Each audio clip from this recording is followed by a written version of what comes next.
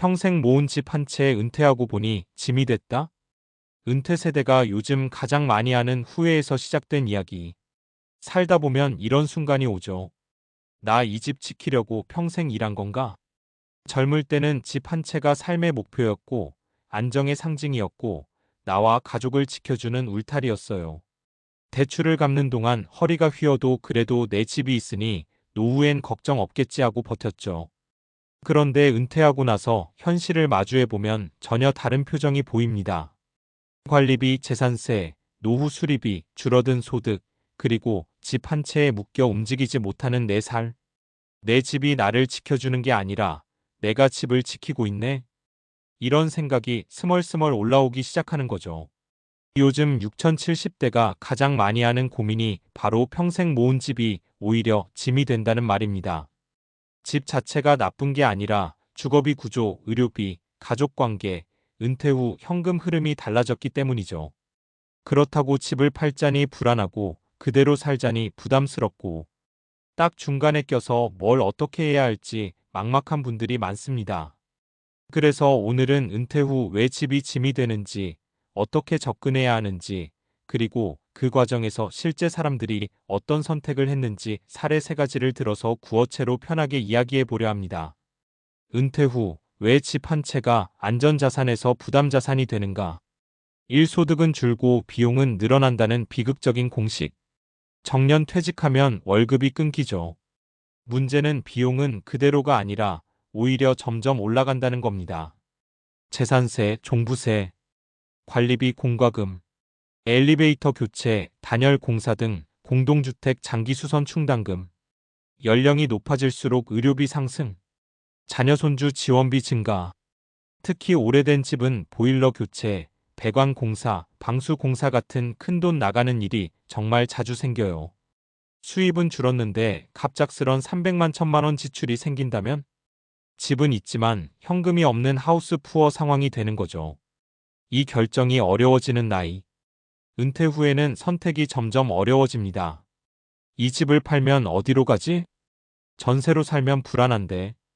이 동네를 떠나면 친구도 잃는 것 같은데. 혹시라도 아프면 병원 멀면 어떡하지? 그래서 지금 당장은 버틸 수 있으니 그냥 산다라고 결론을 미루기 쉽습니다. 하지만 미루는 동안 집값은 움직이고 몸은 더 불편해지고 생활비는 점점 빠듯해지죠. 3은퇴 후 주거 전략이라는 개념이 없었던 세대. 지금 6070대 분들은 집만 있으면 노후는 걱정 없다. 이런 말을 믿고 살아온 세대예요. 하지만 지금은 현금 흐름이 없는 노후는 위험한 시대입니다. 집이 아무리 비싸도 팔지 않으면 생활비로 쓸 수가 없으니까요. 그래서 이제는 다운사이징, 영목이지, 월세 전환, 시골 소도시 이주, 주거형 복지 서비스 연계 같은 다양한 선택지를 고려해야만 실질적인 노후 안정이 확보됩니다. 은퇴 후 집 때문에 고민한 사람들의 실제 사례 3가지. 설득력 있게 구어체로. 사례 1. 70살 어씨, 아파트를 지키려다가 병원비가 막혔다. 어씨는 서울 외곽 30년 된 아파트에 살고 있었습니다. 은퇴하고 나니 아내와 둘이 사는데도 관리비가 25만 30만 원씩 나왔어요. 게다가 오래된 아파트라 공사를 한다더니 장기 수선비가 월 5만 원씩 붙었고요. 그러던 어느 날 아내가 무릎 수술이 필요하다는 진단을 받았습니다. 비급여 포함하면 600만 원 가까운 비용이 들어가는데 그 돈이 없는 겁니다. 집은 7억짜리인데 통장에는 300만 원. 자녀에게 손 벌리기 싫어서 결국 치료를 늦추다가 무릎이 더 악화됐습니다. 병원에서 왜 이제 왔냐고 할 정도였대요. 이후 자녀들이 강하게 권해서 집을 팔고 2억 정도 남는 작은 신축 아파트로 다운사이징을 했습니다. 남는 5억 중 일부를 예금월 지급식 상품으로 바꾸니 내가 왜 이렇게 늦었을까라는 말만 하더랍니다. 교훈. 집을 지키느라 내 몸을 버리는 선택을 하지 말자. 은퇴 후엔 집보다 현금 흐름이 훨씬 중요합니다. 사례 2. 자녀 생각만 하던 비부부, 결국 자기 삶을 선택하다. 비부부는 60대 초반, 서울에 살던 30평대 아파트를 애들 결혼할 때 도움되라고 팔지 않고 버티고 있었습니다. 그런데 문제는 부부 둘 다 은퇴 후 수입이 거의 없다 보니 생활비가 너무 빠듯했어요. 관리비 재산세까지 더하면 매달 8만 100만 원 정도가 주거비로 나갔습니다. 어느 날 딸이 말했습니다.